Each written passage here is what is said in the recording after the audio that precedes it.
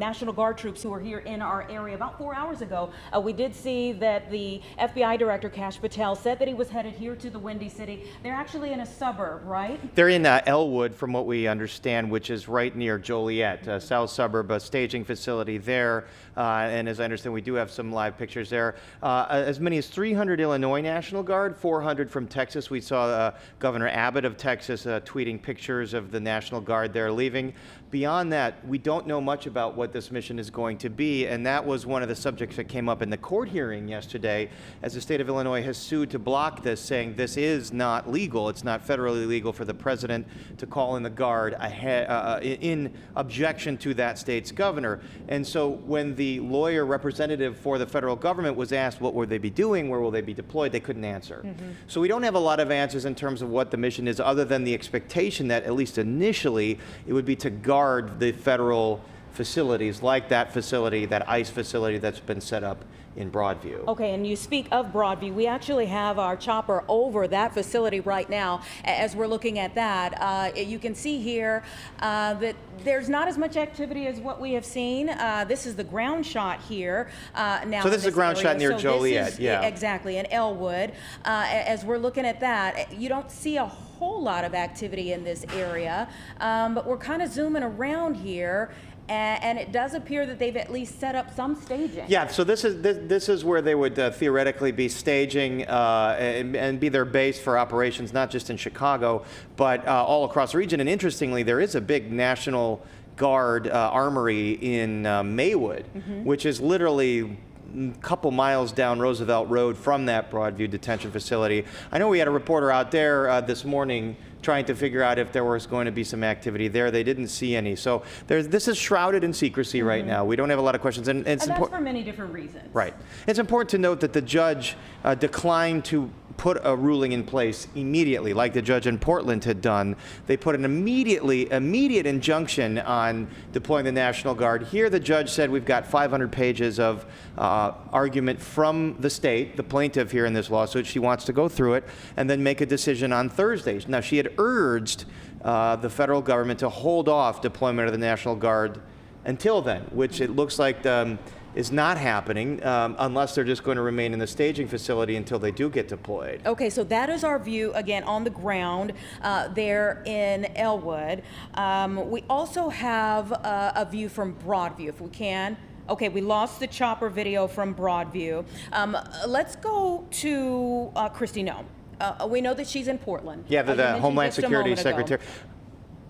We are expecting her to speak any moment there. And of course, we believe she was here last week. Well, we know she was here. We saw her here last week. She, famously had tweeted a picture of herself being turned down trying to use a public restroom. Not a public, I'm sorry, a private restroom at in the municipal building in Broadview. By the way, I interviewed the mayor of Broadview there before that, and I remember seeing a sign that said "No public restrooms." So it seems like everyone's getting the same treatment here. That you need to be there on business if you're going to be using the restroom. But she was visiting that ICE facility, and now we understand that she's in Portland. She was in Broadview. She caused a lot of contention. She had driven through a crowd of protesters, and there have been a lot of social media videos put out, a lot of influencers that ride along with her. So this is one of the things I brought up a lot. The striking thing about Operation Midway Blitz, not just the aggressiveness of it, but the PR aspect of it, the messaging. They're really doing photo ops, creating lots of videos, and then putting them out on social media, trying to get a lot of folks, I think, acquainted with their operations in a city like Chicago or in a city like Portland. And so one of those videos that was from our area, of course, showed what happened in South Shore. South Shore. That was maybe one of the biggest areas of contention there. Also, Bronzeville was featured in that video. And again, a part of the argument, I guess, against these operations is the fact that people feel they're creating chaos to then send in National Guard troops. Now, there was a case that was won for Portland. Can you talk a little bit about that? You're talking about the injunction on National Guard troops. Right. So the judge, which is a Trump-appointed judge in Portland, had heard the case right away and said, absolutely, federal law says it's very clear that the governor must agree. You can't do this over the objections of the governor unless in these very, very specific circumstances, insurrection, or a rebellion, or if the federal government is just blocked from being able to carry out its job at all, which the judge had looked at the facts on the ground and said there's no way that the situation in Portland meets these criteria, basically calling it akin to an alternative reality, that the case the Trump administration was trying to make, saying that there's an insurrection, saying it's burning down. Not true. It's not. That's objectively not true.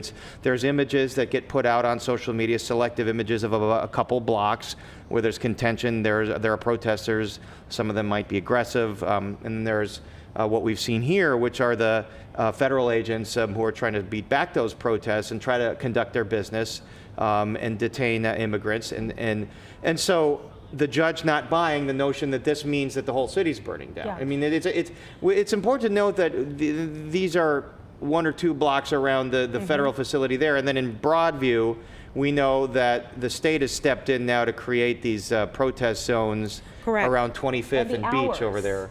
The hours, 9 to 6. So the mayor of Broadview saying it's disrupted the community so much that we just need to put a curfew on protesting because folks are just in people's backyards, and then you get the tear gas and stuff going into people's homes. A lot of people who aren't even protesting, who were just kind of walking around their neighborhood, who are getting some of that when the wind picks up. Speaking of mayors, so Mayor Johnson had a press conference this morning. He said that he believes this is illegal, unconscionable, and unconstitutional, that he has not heard directly from the president or the administration about troop deployment. He also talked about the $2 billion in federal funds for transportation that's been paused, and he says all of these things demonstrate a further unwillingness to cooperate with mayors. Yeah. We keep hearing from mayor after mayor. Right. He even mentioned the mayor there in Oregon, in Portland, who he's had conversations with, but that they're not communicating with the federal government. No, and then that's been because the relationship has been so toxic between local leaders, Governor Pritzker, Mayor Johnson, and the Trump administration, that there really is no coordination, communication until the last minute. As we heard Governor Pritzker say, at the last minute they called and say, we're sending these troops. Yeah. Pritzker saying, well, wait a second, it's the governor's job. Now, I will say that because it's muddy what the purpose of the troops are, President Trump has continued to say, well, Chicago's got a crime problem, we're going to make Chicago safe. That's not what the government argued in court. The purpose was to guard federal buildings. They might have a better chance at winning a court case that National Guard could be deployed if it's just for that. They absolutely cannot come in here and do law enforcement. And it was the same argument for LA as well. Right. Illegally, they cannot, this is not the role of the military. They don't come in and do law enforcement. They do get called up by the governor in big situations where there are riots and they need to do crowd control or protect buildings, protect assets like that. They were put on standby during the 2024 DNC here, as many have brought up, just in case. It was kind of a just in case thing. They were stationed outside the city in case things, went south, which they didn't. And the CPD, which is experienced in crowd control, de-escalation, use of force policy, they maintained the peace here. So National Guard wasn't needed.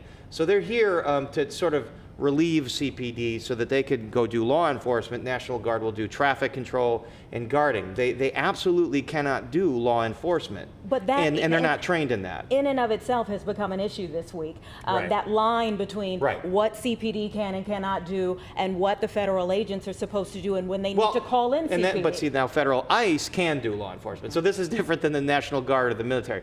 ICE is their own law enforcement agency under the Department of Homeland Security. As Police Superintendent Stelling said, you may not like them, but they are law enforcement. You can't ram them with a vehicle. And also, they abide by their own kind of rules of engagement, like it or not. CPD has their rules of engagement, which are much more scrutinized by the public because of things that have happened over the last 10, 20 years. There's much more oversight. There's body cam video that gets worn. We know that federal agents tend not to wear body cam. And so there are different rules of engagement here. But then you have the military, which is not here to do domestic law enforcement. This is not what they want to do. That's not what they're trained to do. This is not what they're trained to do or allowed legally to do.